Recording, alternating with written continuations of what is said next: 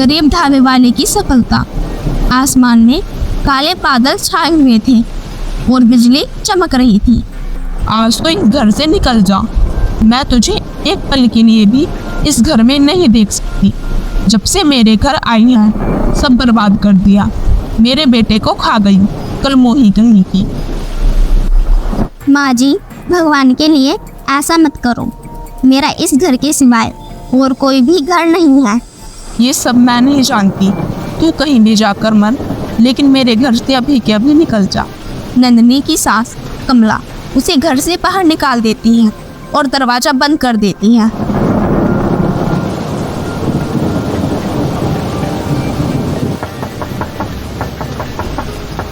माँ जी, दरवाजा खोलो, मुझे अंदर आने दो। मैं अब ऐसी रात में कहाँ जाऊँगी? माँ, ऐसा मत करो प्लीज। कमला नन्हे की सास थी।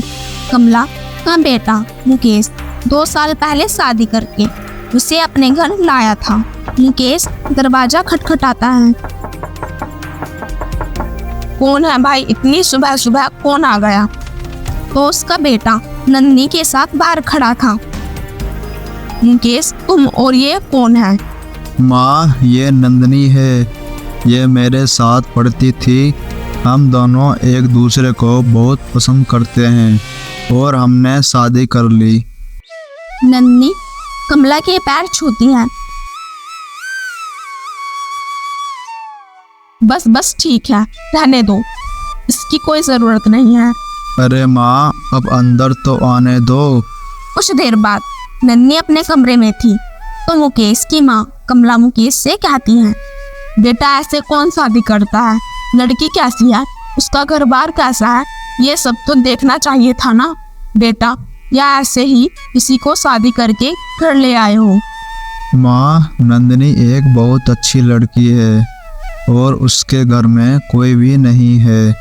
उसके माँ बाप कुछ समय पहले ही गुजर गए थे। हम दोनों एक दूसरे को बहुत पसंद करते हैं।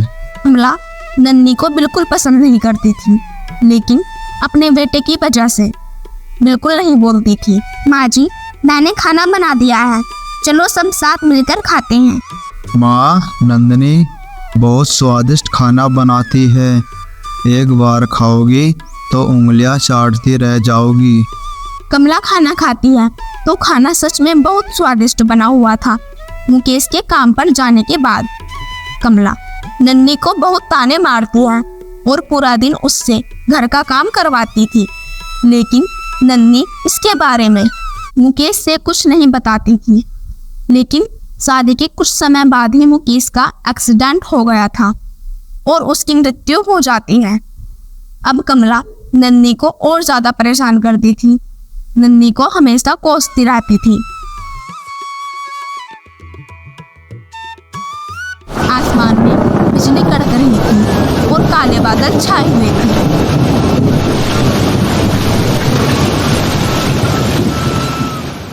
लगता है बहुत तेज बारिश होने वाली है।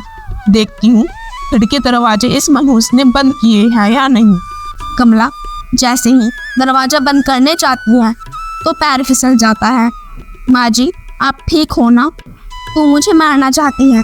तूने यहाँ पानी गिराया था ना? चल आज तू मेरे घर से निकल जा। माँ जी, आप ऐसे क्यों कह रही हो? मैं ऐसा क्यों करूँगी भला? मैं सब जानती हूँ, तू निकल जा यहाँ से। कमला नन्ही को धक्के मारकर बाहर निकाल देती है। नन्ही दरवाजा बजाती रहती है, लेकिन कमला दरवाजा नहीं खोलती। माँ जी, दरवाजा खोलिए। मैं इतनी रात को कहाँ जाऊँगी? माँ, दरवाजा खोलिए प्लीज़। कमला दरवाजा नहीं खोलती है। बारिश बहुत तेज हो रही थी, लेकिन नन्ही को कुछ समझ नहीं आ रहा था कि मैं कहाँ जाऊँ। और नंदिनी बारिश में भीगती हुए सड़क पर चल देती है। वह घर से बहुत दूर निकल जाती है। तभी एक कुत्ता नंदिनी को भौंकने लगता है। उस कुत्ते की आवाज़ सुनकर घर की मालकिन उठती है, जो एक बूढ़ी औरत थी। अरे क्या हो गया? ये टॉमी इतना क्यों भौंक रहा है? तभी मालकिन उठकर दरवाजे के पास जाती है और देखती है कि एक औरत इतनी रात को बारिश के समय अकेले जा रही है। तभी मालकिन ने नन्ही को अपने पास बुलवाया। नन्ही उसके पास चली जाती है। बेटा, तुम कौन हो और इतनी बारिश में कहाँ जा रही हो? देखो, तुम पूरी तरह भीग गई हो। चलो तुम मेरे साथ चलो। ये तो अच्छा हुआ टॉमी ने तुम्हें देख लिया और उसकी वजह से मैं उठ गई। नन्ही अपने बारे में उस औरत को सब बताती है। तेरे साथ तो बहुत बुरा हुआ है बेटा, तुम मेरे साथ रह सकती हो। मैं यहाँ अकेली रहती हूँ। उसके कहने पर नन्ही भी वहीं रुक जाती है। अगले दिन सुबह वो बूढ़ी औरत को खाना बनाते हुए देखती है। सुनो माँ जी, आज मैं खाना बनाती हूँ। और नन्ही खाना बनाने लगती है और वो बूढ़ी औरत और नन्ही दोनों साथ खाना खाने लगते हैं। वो औरत पहला निवाला खाते ही बोलती है, तुम तो बहुत अच्छा खाना बनाती हो, बिल्कुल जगदीश की तरह। और बूढ़ी औरत बताती है कि उसके पति जगदीश का एक ढाबा था। वो बहुत अच्छा खाना बनाते थे, लेकिन उनके जाने के बाद सब कुछ खत्म हो गया और उनका ढाबा तभी से ही बंद पड़ा है। कहाँ पर है माँ जी आपका ढाबा? हमारे घर से कुछ ही दूरी पर है बेटी। अगले दिन नन्ही को वह बंद पड़ा ढाबा दिखाती है। माँ जी, क्या मैं आपके ढाबे पर खाना बना सकती हूँ?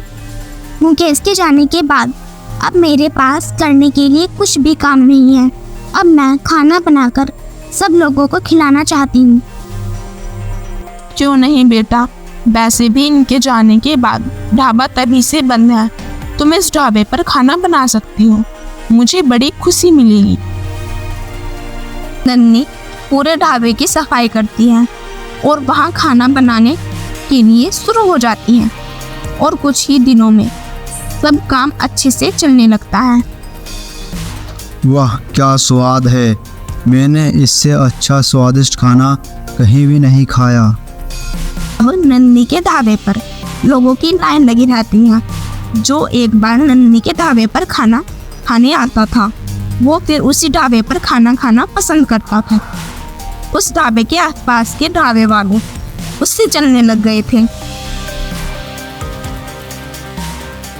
भाई, जब से ये लड़की ने जगदीश जी का ढाबा शुरू किया है, हमारे ढाबे पर तो कोई आ ही नहीं रहा है। सही कह रहे हो मेरे भाई, अगर ऐसे ही चलता रहा तो हमारा काम ही बंद हो जाएगा। नन्ही और दादी बेहद खुश थे। अब तो ये टॉमी भी तुम्हारे साथ ही रहता है और रात को तो ढाबे की रखवाली भी करता है। बिल्कुल सही कह रही हूँ माँ जी। अब तो ढाबे पर आने वाले ग्राहकों को बिल्कुल भी तंग नहीं करता। उस रात वह बिरयानी वाले जगदीश के ढाबे पर मिट्टी का तेल लेकर आते हैं।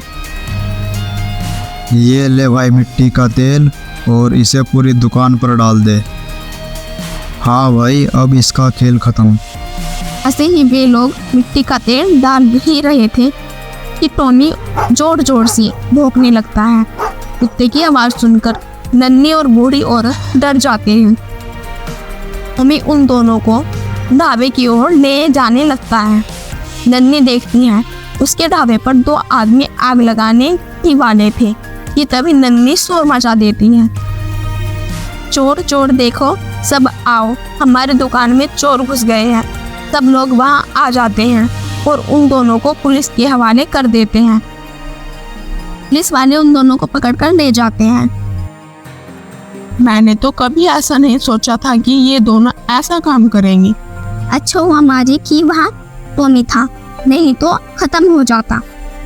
भगवान कभी कुछ नहीं गलत नहीं होने देता। धीरे धीरे नन्ही का काम और अच्छा चलने लगा था।